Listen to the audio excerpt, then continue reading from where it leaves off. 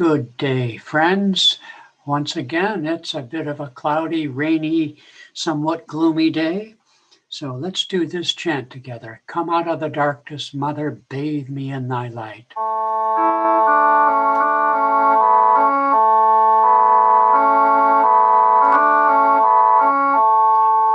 out of the darkness, Mother, bathe me in thy light. Bathe me in thy light. Out of the darkness, Mother, bathe me in thy light. Bathe me in thy light. Come out of the darkness, Mother, Come out of the darkness, Mother, bathe me in thy light. Bathe me in thy light. Come out of the darkness, Mother, bathe me in thy light. Bathe me in thy light. Well, okay, Whispers from Eternity. Here we are again. It's Wednesday, and I believe that makes it December 9th. And we have one whopper of a reading for you today. Slightly long, but more than that, philosophically a bit heavy duty. Driving the Rebel King, Ignorance. O mighty mystic judge of life, I ask thee in my hall of soul stillness, what is sin? Thy whispers of silence, dim at first, grew into bright articulation of thought. I heard and understood thy meaning. Sin is a rebel king. His name is Ignorance. Ignorance is the perpetrator of all evil, the main root of the tree of ill health, the primal cause of all error and soul blindness. King Ignorance and his army of bacteria, physical disease, mental desires, dullness, and false ambition, spiritual indifference to high truths, have been devastating the nourishing harvest fields of spirituality. That harvest of countless fulfillments was ripe for reaping when the harsh tread of error trampled it to the ground. I wanted to weep with despair when I heard thy voice whispering to me in my soul. The sun of my protection shines on thee always, equally on thy sunny days and on thy cold black nocturnal hours. Thou shouldst always have faith in me and smile, for the greatest of all sins against me is not to be happy. Let the ripples of unceasing smiles play over thy face. Through their transparency, my light will come to your assistance. By smiling with determined happiness, thou wilt always please me. Well, that's a rather interesting prayer demand, because smiling always thou shalt please me sort of sidesteps the whole issue, doesn't it? Clever man. And yet it's also very practical. I remember Swami Kriyananda writing, I think he wrote this in The Art and Science of Raja Yoga, a great classical text on the science and art of yoga. But he might have said it too in a talk. He said, regardless of life's challenges, most people wouldn't have life any other way, because people are attached to their desires, attached to their fears. And so whatever else may have caused those desires and fears, ignorance or sin, whatever you want to call it, doesn't much matter. People want things not the way they are, but they are attached to wanting things the way they want it to be, okay? And so not being able to smile, or at least accept with calm dignity and deep faith in the inevitable and inalterable goodness of all things that come to us, without being able to do that, which is another way of saying smile, not laughing, obviously, but it's a way of saying smiling, then that really is the answer to the question that, in all respects, let's face it, can't be answered to our satisfaction. And what is that question? Well, it's easy enough. Why is there suffering? Why is there, quote, sin? Why is there evil? Why even is there ignorance? No matter what you call it, it's a bummer. Okay, why?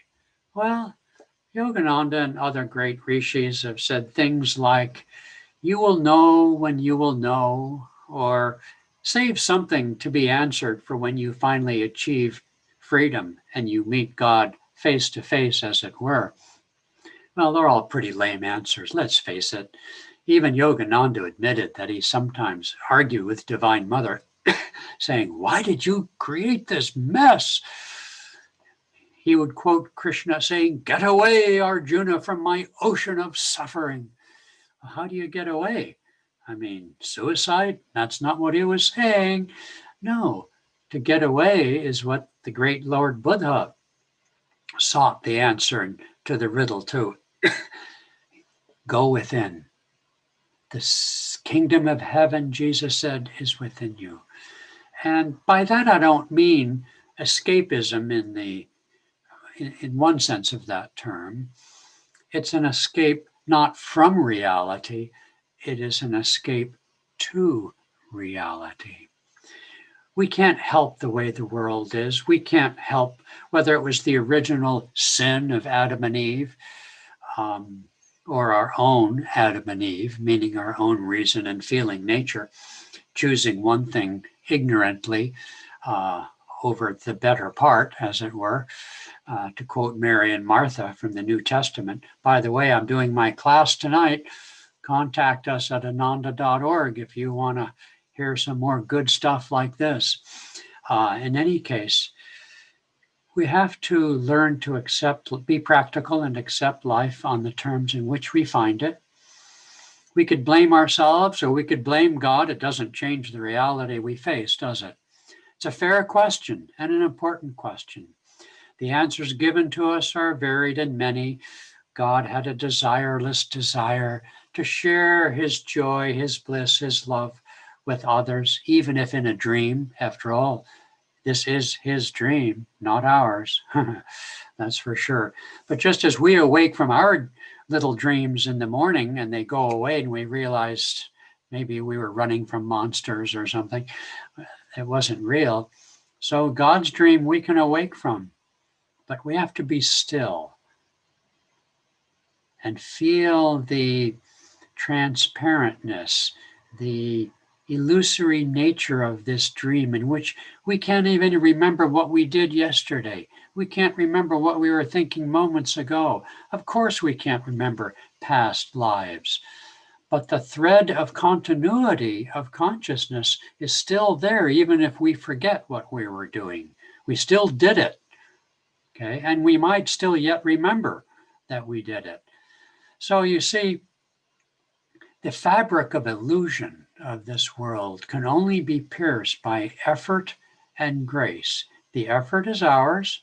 It must be sincere and humble, and it must take energy. But the grace is what descends to unveil and show to us the underlying light and energy which makes up the fabric of this world, and out of which all things are made, in such a way that good, bad, pleasurable, or painful, they are made of the same stuff, the stuff of the mind, the stuff of bliss, the stuff of feeling. So this is a very deep topic, and just that another little tricky thing Yogananda did here, and I'm going to wag my finger at him right now. He calls it King Ignorance.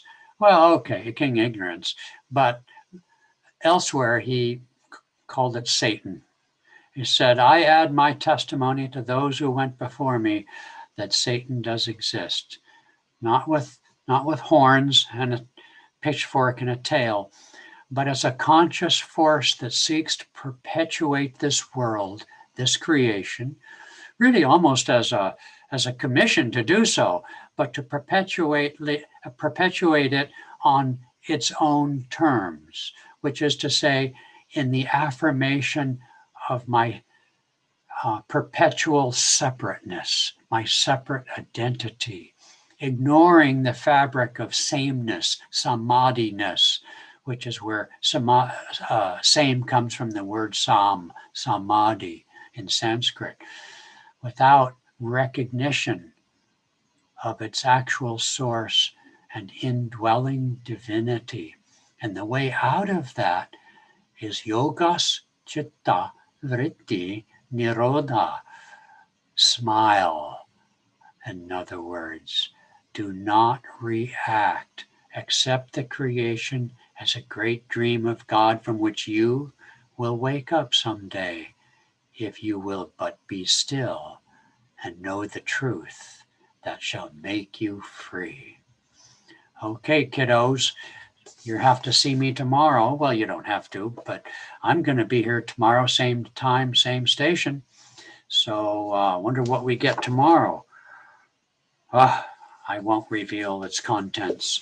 All righty, folks, here we go. I'm going to sign off, so hang on to your